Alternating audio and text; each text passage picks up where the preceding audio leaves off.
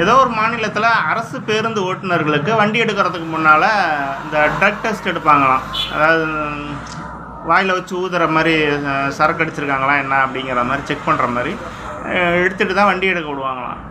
அப்போ என்ன இருக்குதுனாக்கா 2 டிரைவருக்கு போதையில் இருக்காங்க அப்படின்னு சொல்லிட்டு ஒரு 10 பாயிண்ட் வரைக்கும் காமிச்சிருக்குது.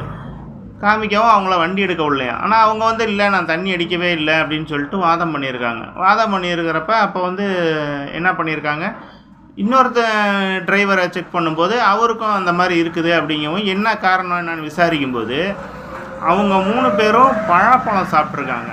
பலாப்பழம் சாப்பிட்டது தான் இந்த காரணமாக இருக்குமோ அப்படிங்கிற சந்தேகம் இன்னொருத்தருக்கு அந்த பலாப்பழத்தை கொடுத்து செக் பண்ணியிருக்கிறாங்க. பலாப்பழம் சாப்பிட்றதுக்கு முன்னால் எப்படி இருக்குது அப்படின்னு பார்த்துருக்காங்க. 0ன்னு காமிச்சிருக்குது.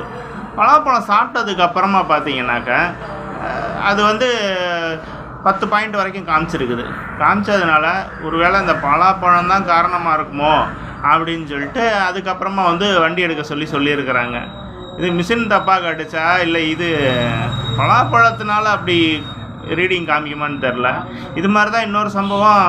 ஏதோ ஒரு நாட்டில் ஃபுட்பால் விளையாடுறவங்களுக்கெல்லாம் ஊக்க மருந்து சோதனை எடுக்கும்போது 1-2 பேர்த்துக்கு அந்த மாதிரி ஊக்க மருந்து எடுத்த மாதிரி காமிச்சிருக்கு. ஆனால் அவங்க ஊக்க மருந்து எடுக்கலை அப்படின்னு சொல்கிறாங்க. கடைசியில் பார்த்தீங்கன்னாக்கா இந்த டோனட்னு சொல்கிற இதை சாப்பிட்ருக்காங்க, உணவை சாப்பிட்ருக்காங்க.